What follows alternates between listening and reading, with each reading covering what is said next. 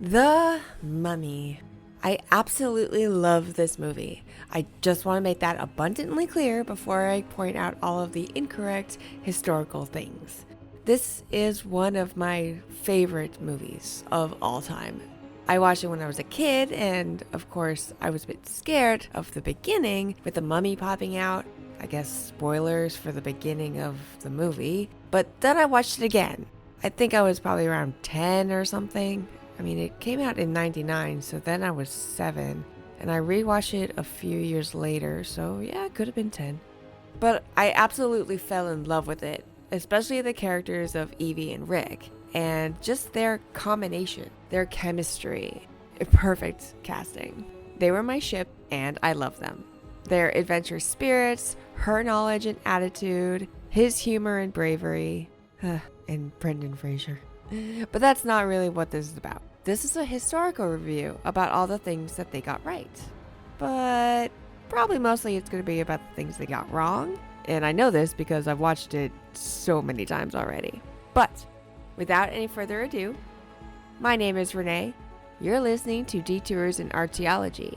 And this is a dive into the historical facts of The Mummy, 1999. There goes the Universal logo. And we are getting started. God, I love the music of this. It's so cool. I found it very cool that they started with the sun right behind the pyramid. And I know you're thinking, oh my God, sun, what a big deal. It's the desert. Who cares?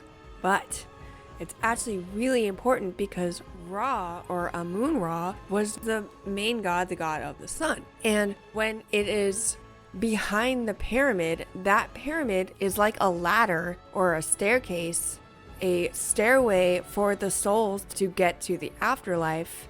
So it's like a stairway to heaven. But what I do love is that they put the golden capstones on top of the pyramids. And that's the reason why they put people out in the Valley of the Kings. They buried them under that particular mountain because it looks like a pyramid that leads up like a stairway to the heavens if you're facing west. But that's why they built the Great Pyramid in the first place, to be that staircase, because the sun always sets in the west. People are being buried on the west bank, like in the Valley of the Kings and in Cairo's mortuary necropolis, because they're boarding Ra's solar barge and going through the 12 gates of night with him to get to the afterlife. So that is the way of death, just like in the Maya area, because that's where the sun goes down. They just called it Thebes. There is a city that the pyramids were built in, and that is Cairo, not Thebes. Thebes is not in Cairo. It never was. It is a completely different city. And the Sphinx, which would have been around Khafre's time, because he was the one that changed the head. But also, the stones look white, which is not known about the Sphinx, but rather the Great Pyramids. They were the ones covered in white limestone, which made the entire thing glow. If they were building it, then it would have been 4,500 years ago in the Old Kingdom. But Seti I was in the New Kingdom, 19th dynasty, the one after King Tut. Although I do suppose they could have been refurbishing it, as they did every 100 years or so. So unless they used those pieces and then made it all square-ish like we see today, and used that white limestone to fix up the Sphinx, which painted in this and has hieroglyphic cartouches on its shoulder, which I don't know if it ever had. I can't say definitively. But yeah, another thing that I like, but I don't think it actually existed in Cairo, all of the buildings on the Giza Plateau. Yes, there were buildings, but it was a funerary area. All of it. The Giza Plateau is in Cairo, but it's not surrounded by Cairo. It's kind of off to the side because it's a graveyard. There's 2.5 to 3 sides of it that are full of city when you look at it. But the other side, 1.5 side, that's all desert. I'm gonna get on a tangent for a second. The Giza Plateau was the perfect place to build all of these giant structures because it was right across the river from the quarry where they took all of the stone. And the Nile used to flood. Nowadays, if the Nile flooded, so much of Cairo would be destroyed. But back then, Cairo wasn't sitting on the Giza Plateau right next to the pyramids and right under the pyramids, so they knew the Nile would flood. So they had their own system, and during the not farming season, when the river would flood, workers over the vast expanse of ancient Egypt, well, maybe not the richest ones, but a lot of workers would go up and get work during their off season. And they'd quarry the stonework, they'd float it over the river to the other side onto the Giza Plateau, and then they would move it over to where the pyramid was being built and stack it up. It's really heavy, it's really hard work, but they were not slaves. They were farmers. They were other workers who didn't have work during this flooding season. So they went up to Giza, they got paid in beer and in food. But I do like how they built up the temples and buildings, even though they probably wouldn't have been that tall, and they definitely wouldn't have been that close to the Great Sphinx. We know this because we have that whole area mapped, and we know where buildings were because a lot of them are still there, at least the foundations. And the Sphinx is in its own area. It has its own kind of blocked off area where you can see above it, or you can go down and walk around its body. And the head in the movie looks a bit too proportional because it doesn't look that proportional in real life. The back looks bigger, and it's a straight up lion with a man head on it. But its head looks a little bit too small. And whether consciously or unconsciously, I think the movie is trying to negate the idea that the original body and the original head was built before 4,500 years ago, when Khafre adjusted the head, basically replaced it, and made it look like him, or at least the perfect Egyptian head. I'm 42 seconds in right now, and I've complained this much. But I also like that they have Amun-Ra, who is a common god, especially in the New Kingdom when this is set, but was actually two different gods before that, Amun and Ra. But I do like the buildings and temples that they had, even though I don't know if they would have been actually there. Like, especially they wouldn't have been right next to the Sphinx. The Sphinx is in its own area. We have a layout of those buildings. Obviously, we don't know exactly how tall they were or the exact shapes, but probably wouldn't look like they do in the movie. Also think they have way too many obelisks. But I do like that they have Amun on the temple wall that's facing the camera, because Amun is a cool dude and he was one of the main gods. Seti I was in the 19th dynasty. He was a very famous father of Ramses II. They did do Nefertiti, but that was Evie in the second one as the reincarnation of Nefertiti, as Seti I's daughter, but she didn't exist. He did have two daughters with Queen Tiare or Tua Sitre, called Tia and Henut-Mire, the sisters of Ramses II, which is the big thing that they completely left out of the movie, who is often thought to be Egypt's most powerful king. And then they have Anaxenamun, who is the pharaoh's mistress. And personally, I am so glad that they did not try to go with Ankhesenamun. One, because that's Tut's wife, and that might be harder to say. But again, they could reuse names for sure. But it sounds like that's what they might have been going for, but it was too hard to pronounce, so they didn't. Or they could have just changed it. I wouldn't have been surprised if they were trying to do Ankhesenamun but didn't say it right, because they did do Nefertiti. Evie was the reincarnation, but it wasn't the Nefertiti, 18th century queen, Tut's mother, and maybe Ankhesenamun's mother. It was a weird time of strong incest in royalty, as it continued to be for a long, long time. But then she's wearing just body paint. She's just painted up. Yes, women bore their breasts because, one, it was hot. Two, just the fashion was usually having kind of a Regency Empire waistline, with the drooping linens being held up by leather or cloth adorned belts. By adorned leather or cloth belts. And then you might have like a shawl to protect your shoulders from the sun. But just having body paints, that wasn't really a thing that anyone actually knows about. But I mean, they are trying to make her sexy. But the, I guess, loincloth kind of underwear kind of thing can be seen in Egyptian art of dancers and performers. And they gave her a super long wig. Sure, she doesn't have to go outside, but a wig like that is gonna make you really hot. Most of the wigs were much shorter, were like cut to the shoulders, or like a lob or a bob, which was very popular in the 1920s, when Egyptomania was in fashion. If they really wanted to be accurate, they should put a little cone of perfume on her head made of animal fats, and it would just melt over the course of the day and make them smell good. But they want to make them look good, so that would look strange. She would have different makeup and definitely stronger eyeliner and a longer cattail, and they wouldn't have gold lipstick. They did wear red lipstick. And they wore blue tinted eyeshadow.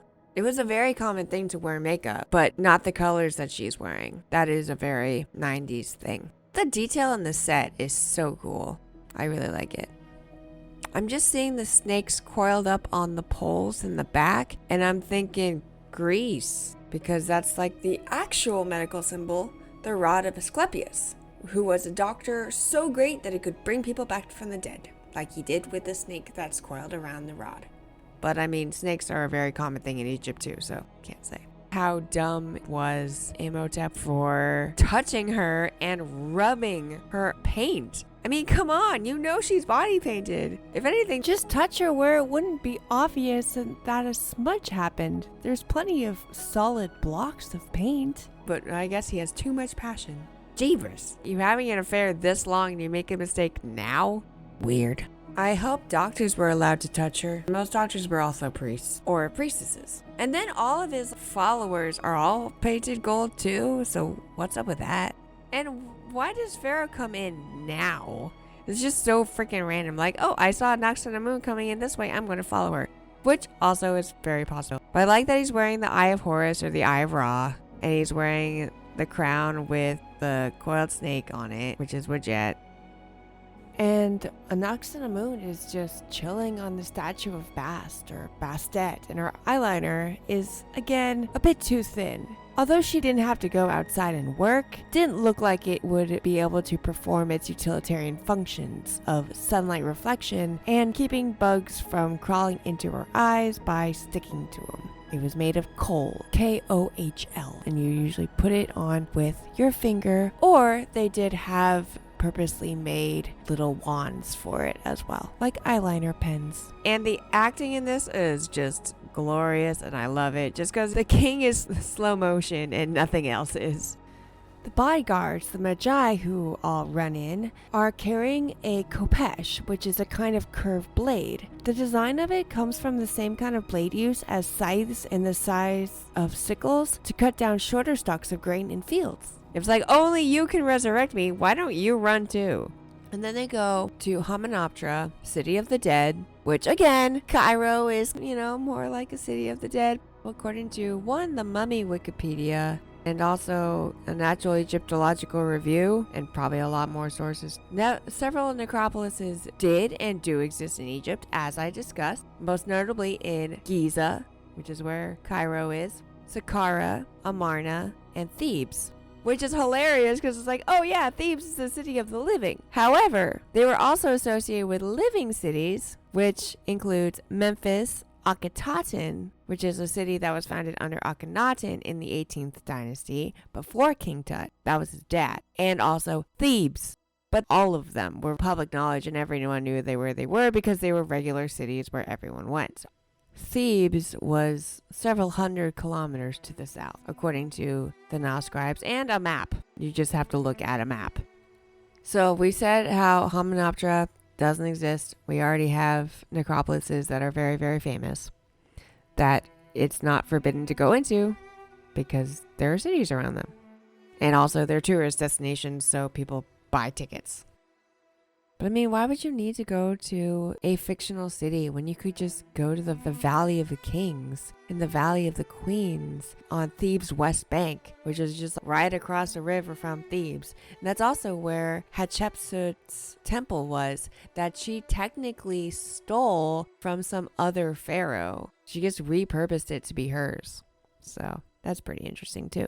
When they are laying out her body to be worked on, they show 5 canopic jars. That is incorrect. There are only 4. And I think that is because in the movie, and they'll say this again later, but they say that the heart is one of them. It is not. And I'll explain why later when it gets to Evie saying it.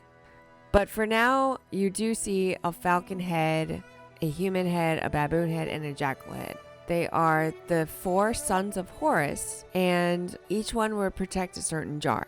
The falcon, called Krephesenuf, protected the intestines. The human, MST, was the liver. The baboon was Happy, and he was the lungs. And the jackal was Duamutef, and that's the stomach. But looking at the movie, it looks like they added a lion. Canopic jars. And I'll talk about the Book of the Dead and everything because they haven't actually said what it was yet. So I'll talk about that later as well.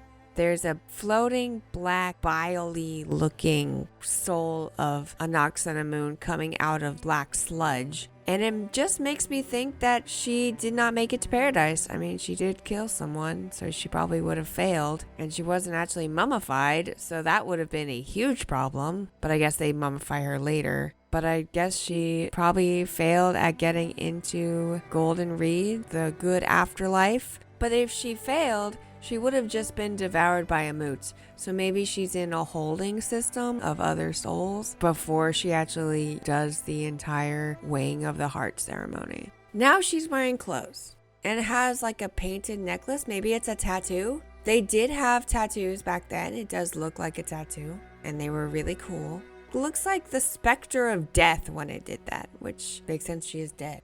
And the Hamdai, let's look at what it actually means.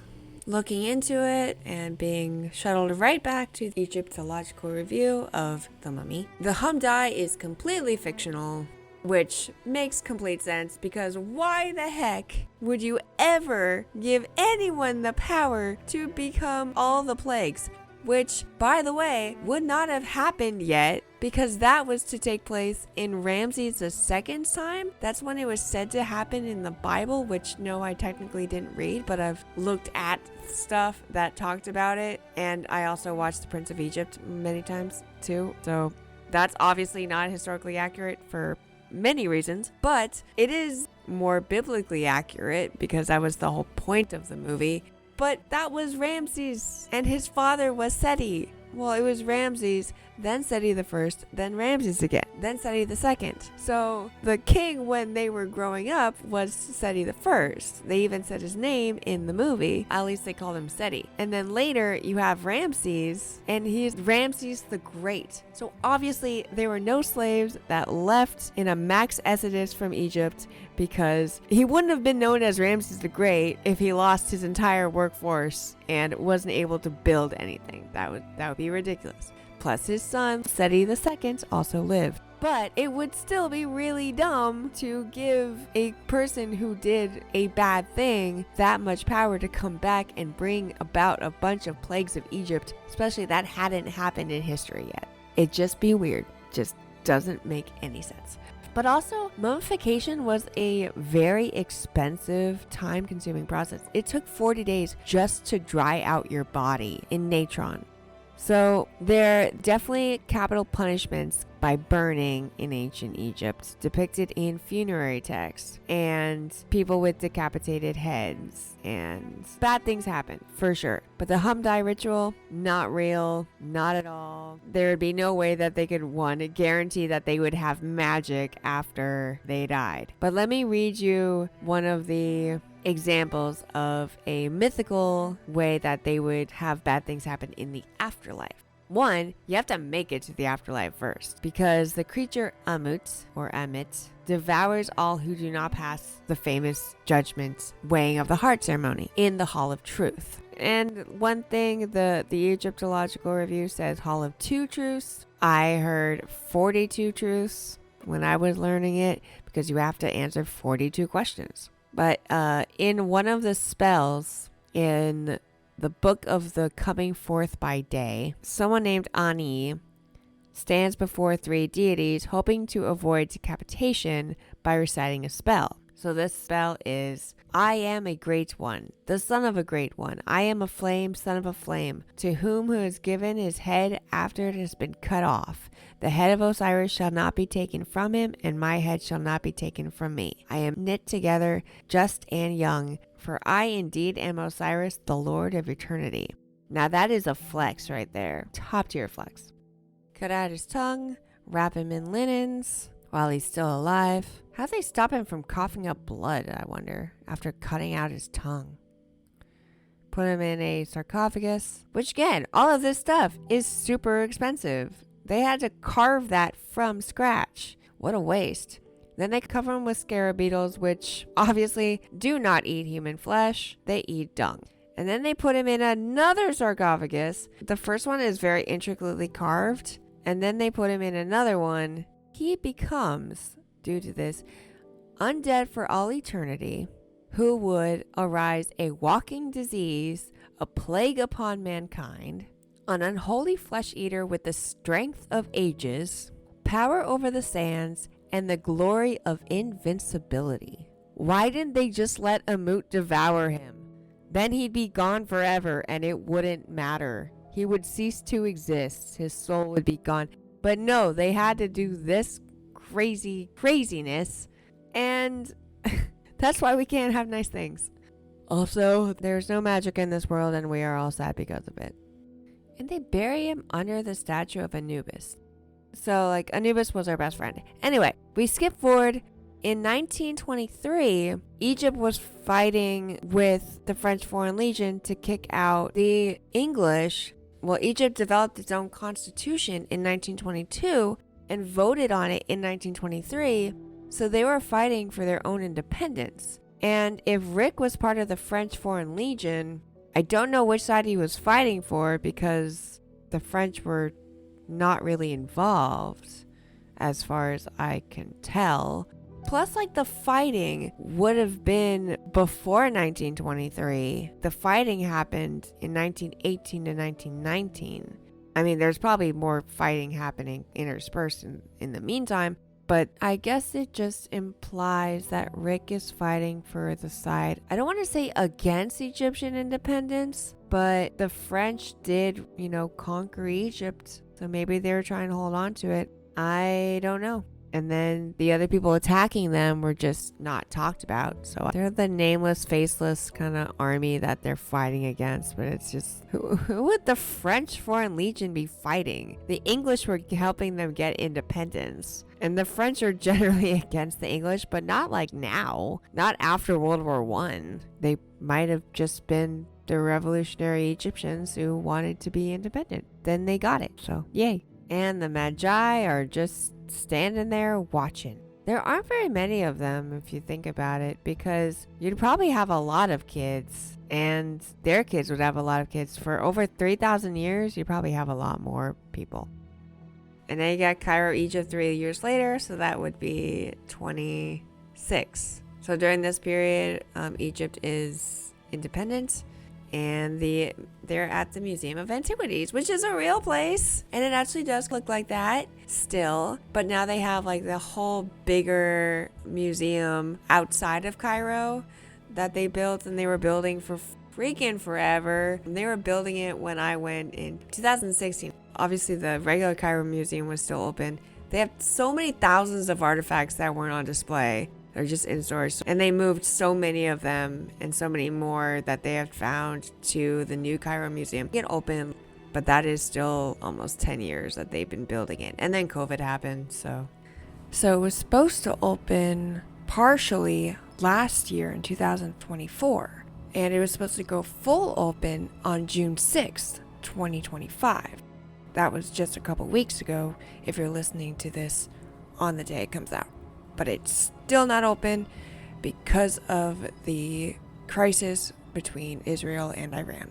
Do they actually light those torches every day? I mean, sure, they didn't have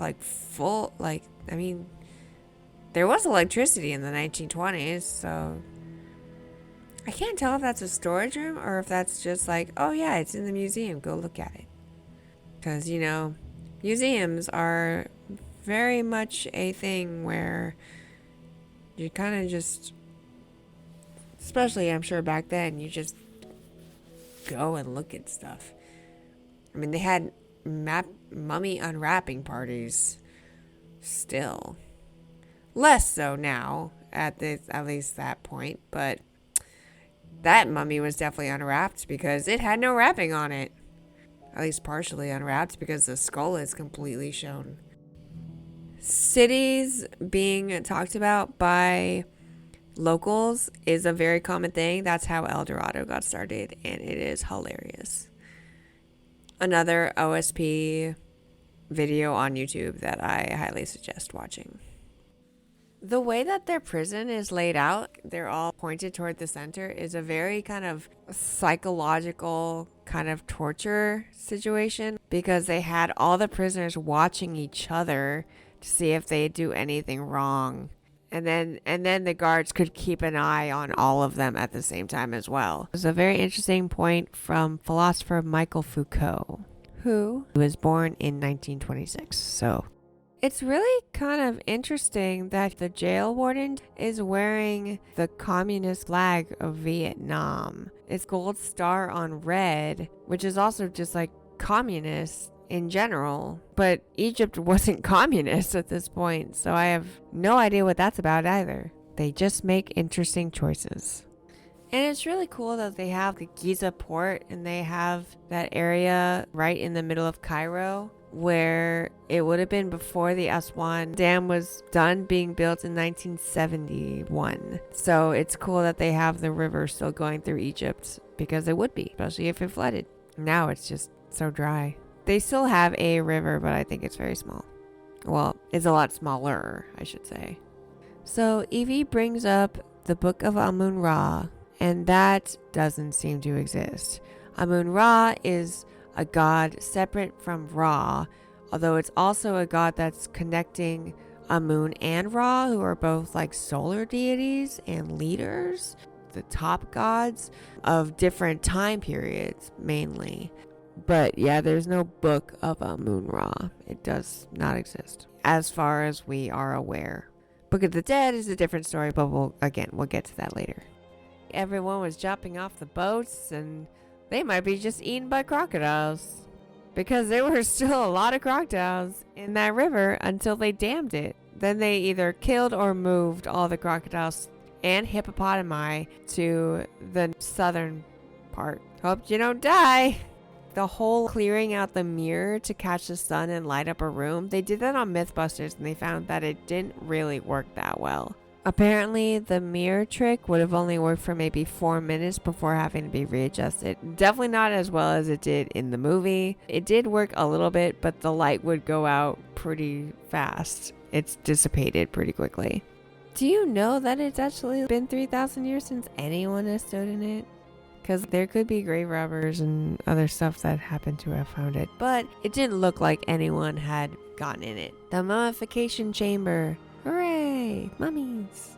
Preserving their bodies so they could be full and completely alive in the afterlife.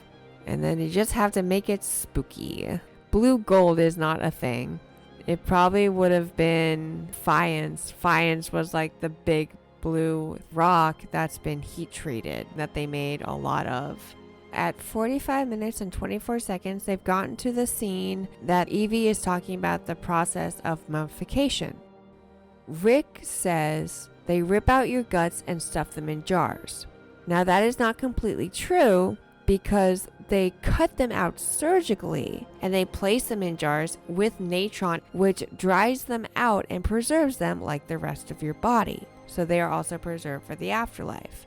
If they were left inside your body, it would make the entire thing start to decompose more rapidly and way worse than removing this other sacks of wetness. Evie says that they take out your heart as well, but they don't. They leave your heart inside because that is where they believed all of your thought, all your reason, all your being, your soul. And then she says how they took out your brains. They shove a red hot poker up your nostrils and like scramble around and rip it all out. That's partially true again, but not completely. They do stick a red hot poker in your nose. They break the bone at the top of your nose before your brain.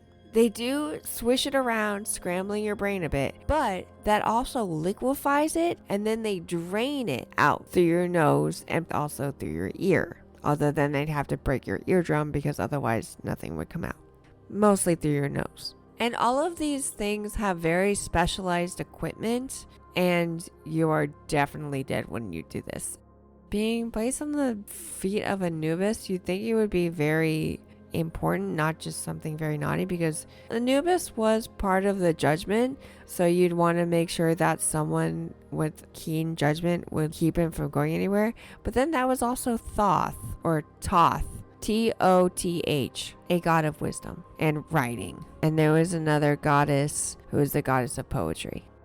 While they're doing their fighting thing, I was just reading a lot of factual errors that the mummy has. And one of them is a 3,000-year-old paper would just fall apart completely if being handled.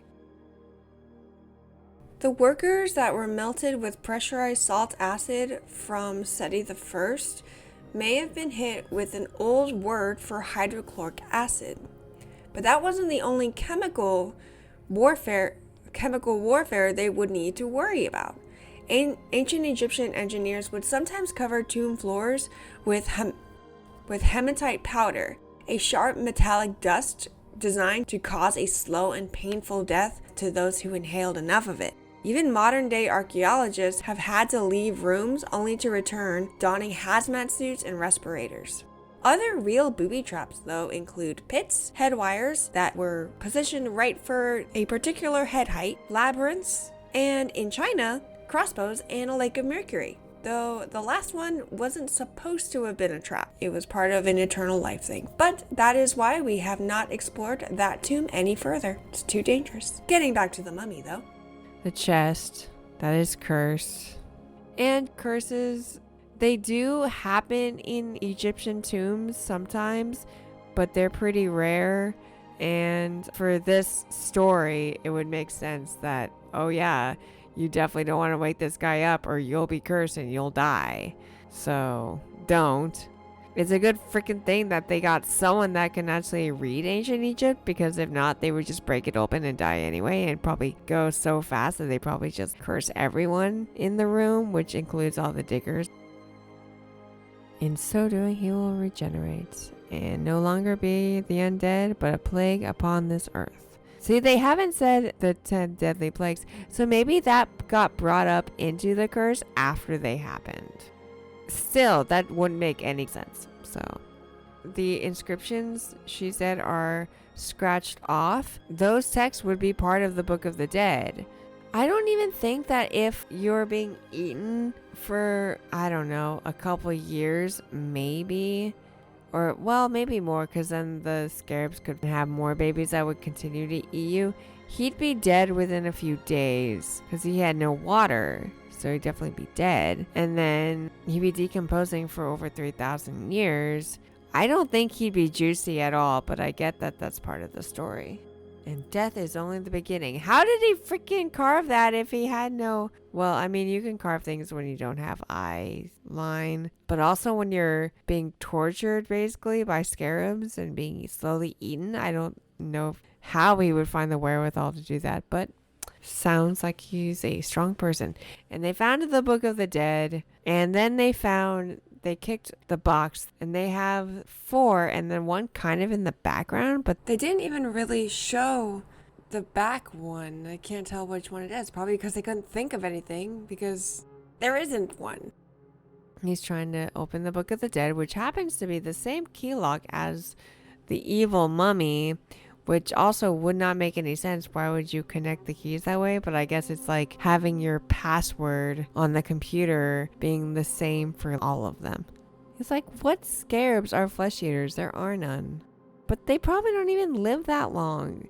Bugs do not live long. Maybe a few years, sure. And then they have multiple generations. Realistically, the whole thing would be filled with the exoskeletons of beetles. Especially if he's still juicy, they'd still be alive. They would bring with them the 10 plagues of Egypt, which did not happen yet. The Book of the Dead. 1, it's not a book. If you've listened to my other Egyptian episodes, then you might remember that the Book of the Dead is a series of pyramid texts, coffin texts, and scrolls that were not all compiled per se, but like compiled by scientists thousands of years later to be kind of a compendium book. It did not exist as a book in ancient times. And there's no actual spells to bring people back to life or anything like that. It's the ways that you get into the afterlife, into your afterlife. Mainly, it's for your soul to get out of your pyramid through the Ka door. You join Ra in his sailing barge, 12 gates going to the afterlife, each of which has a task that you have to complete. And these pyramid texts, or the Book of the Dead, was a trick to help you get through it. It's like a cheat sheet of how you get to the afterlife. And it may have had some extra magic, in quotes, to get other gods to do what you needed them to do, like Anubis. But that wasn't really magic. He just helped you. They never show that you bribe him or anything. He just places a weight on the feather side so it equals out your heart. And it gives you what to say to the gods when they're asking you the 42 questions. And it's illustrated, so that makes it even better. But no, it's not a black book that brings people back to life, although that would be cool. It's the first plague, the locusts, which are just grasshoppers, actually. Locusts are just grasshoppers when they swarm, mostly because that's their breeding season and they need to eat. They don't eat people. On the wall behind them, when they encounter Imhotep the first time, not as a dead mummy, there's Khepri, or the male counterpart of Khepri, on the wall. Khepri is a dung beetle who moves the sun from one side of the world to the other every day. I don't think that's really significant. However, it's really interesting the fact that the scarab beetles that are eating them, there's also a really good scarab beetle that is a goddess and is much beloved. And you'll notice that this movement of the sun is a very different myth than Ra using his sun barge. Once they get out, they see the Magi and Arnuk Bey, and he's like, they feared him for 3,000 years. Don't worry, I got him. No mortal weapon can kill this creature. How do you know? You've never tried. He's never come back to life. So you don't actually know that it couldn't. And I mean, they're right, but they don't know. You could try bombing him into smithereens and separating all the pieces. Just like said with Osiris, maybe that would have worked to kill him too. Who knows? I don't. That would have been a very different story. I kind of want to see that story though. Maybe a different mummy, but it's just like, oh yeah, super mega powerful, evil, undead being. When everything else fails, blow them up and separate all the pieces and bury them in several places around the world. And then you could have a sequel where in 2,000 years or whatever, an archaeologist was, oh, hey, look, there's this piece and it has the same writing as this other piece. And it's, oh my God, let's put the pieces back together. And then it becomes all powerful again and they have to defeat him. But what they don't know is that his penis fell off and then they have to destroy him with his penis. I don't know. There'd just be some weird evil Osiris kind of thing. It's my movie pitch idea. Okay, I read that the Royal Air Corps never existed. So it was the Royal Flying Corps until 1918. After that, it became the Royal Air Force. Never Royal Air Corps. The plagues are going out of order. The locusts were actually plague number 8. And It's not the locusts themselves that are so much the problem, as they are just grasshoppers that swarm when they want to reproduce and eat. The problem is that they eat crops, which oftentimes leads to famine and thus starvation and death. And then you have the firestorm, which is in the Bible. It's just like, hey, look, it's a meteor shower or meteorite shower, because they all are hitting the ground, which is something that could happen at some point. And the meteorites were called hail in the Bible's vernacular, just with fire. And luckily for everyone involved, there is no death of the firstborn.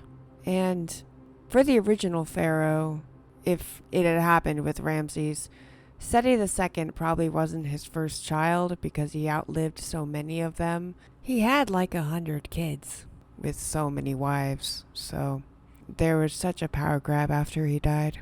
But Seti II won. Heck, he might have changed his name to Seti II after he became pharaoh.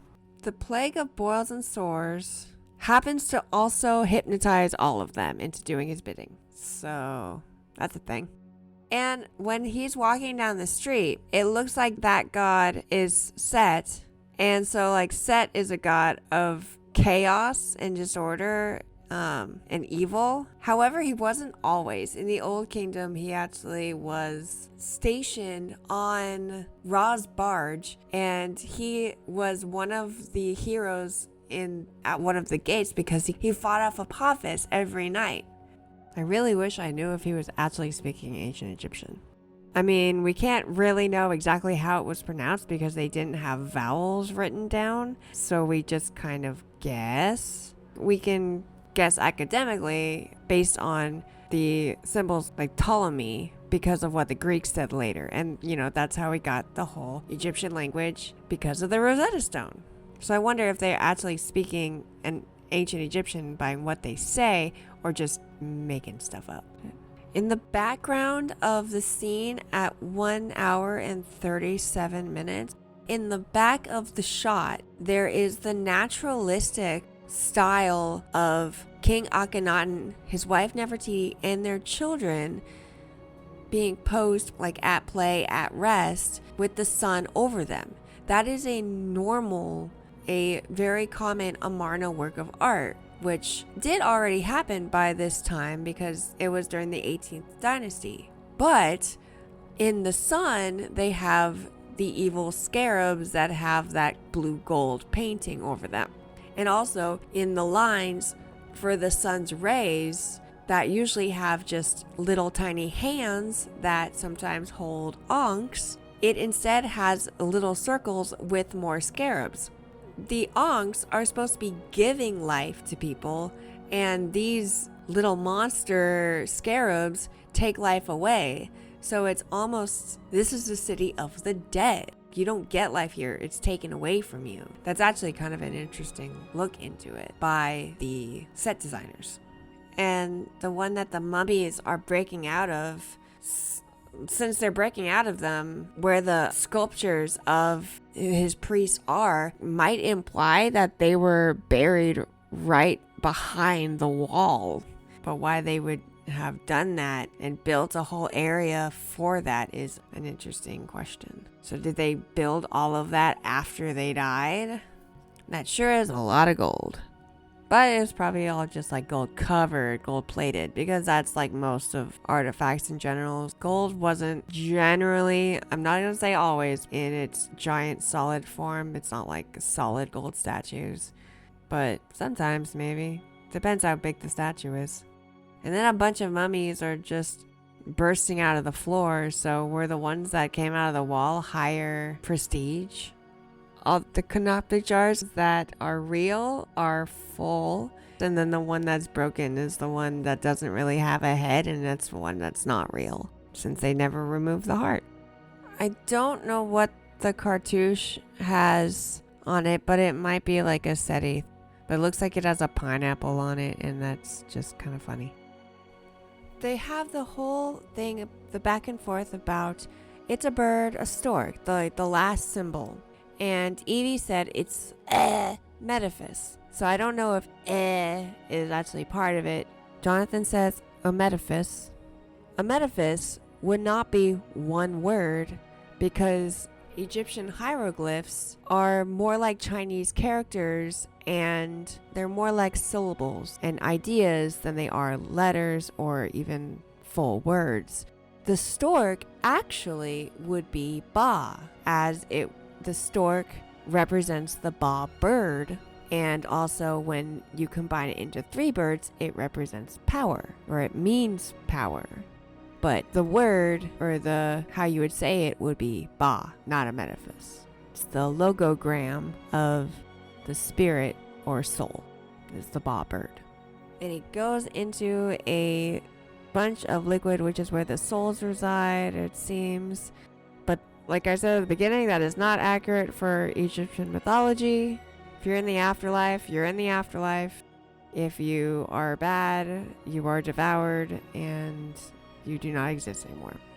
It looks like they were trying to go for more of the river Styx, where souls can get caught up, or just like in Hades, they be stuck. So at the end, they do profit off of the stealing of ancient artifacts.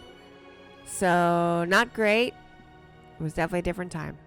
Well, it probably would have gone to the Cairo Museum if they stayed in Egypt, but they moved to England in the second movie, so yeah. Anyway, so that's the end of The Mummy. The end credits have a lot of really beautiful images of Egyptian like temple works of art, and obviously I haven't seen all of them. I don't know if they're all real or if they are, I wouldn't say computer generated or AI because that didn't really exist back then. But yeah, so they probably just took pictures of different pieces of art and then scrolled through them and used them. It is all one work of art, which I've never actually noticed before, because they do cut in parts of darkness, but they're just scrolling down one large stela or one large wall with a lot of people, with cattle leaders and all that kind of stuff. So it might be like an afterlife thing, which would be cool. But thank you so much for listening to me ramble on about The Mummy and how much I love it and all the things that are wrong with it or right with it. I had a lot of fun doing this, and I hope you had fun listening to it. If you know of anything that I missed or want to correct anything that I said, don't hesitate to comment on this podcast or send me an email. But just in general, please subscribe, comment, and rate, review, and let me know how you're doing. Next time, in 3 weeks, I'm going to start my Stargate SG-1 series about the gods that show up in the series in order of appearance. So I hope you can join me for that. And it will be a long-running series, and I'm not sure if I'm going to do all of them at the same time, because that would be very particular, but I will be doing multiples. So thanks again. All the music was from Scott Buckley at scottbuckley.com.au. And don't forget to follow the link to my website where you can read this article. You can look at the photos from the movie and the real photos of different artifacts and areas. Some of this movie was filmed in Morocco. How about that? Music was from Scott Buckley and can be downloaded at scottbuckley.com.au. And there's a little snippet from Stairway to Heaven by Led Zeppelin. So for the fun fact this week, I'm gonna keep the mummy train going and talk about mumia. A mumia can refer to several things. Primarily, it's related to the ancient Egyptian mummies and their use in traditional medicine. It can refer to the substance of a mummy that's used medically, as in it's ground up and then either ingested or snorted or mixed into things, as in a powder or liquid. And it also refers to the mummies themselves, the preserved bodies, which is where the word mummy got its name. Historically, mumia was used as an all-purpose cure in European medicine, particularly during the Renaissance, and also going into even the 1920s for the very messed up. But The whole use of mummies as a medicine called mummia was based on a complete misunderstanding. European scholars initially misinterpreted the Arabic word mumya with one M, not two, which referred to a type of bitumen. So bitumen is a naturally occurring black tar-like substance that has a history of medicinal use, particularly in traditional Persian medicine, and so areas around the Middle East. It was believed to have healing and pain-relieving properties, so it was used for a variety of ailments, including gastrointestinal issues, pain in your bones and joints, and healing like bone fractures and wounds. And it was usually mixed with other substances to reduce toxicity. Luckily, the practice of using mummia as medicine faded because it became apparent that it's completely ineffective, and scholars finally realized the error in translation. However, the fascination with mummies, particularly in the Victorian era, still led to unwrapping parties and other forms of public display. The question is, does that make the people who ate it cannibals? I'll put that question to you. Do you think that eating mummy, or drinking mummy, or snorting mummy would make you a cannibal, if even just for a moment? If you have any really cool fun facts, please share them. I'd love to add them to my podcast and share them with whoever listens. In the meantime, stay curious, keep taking those detours, and I'll see you next time. Thanks again.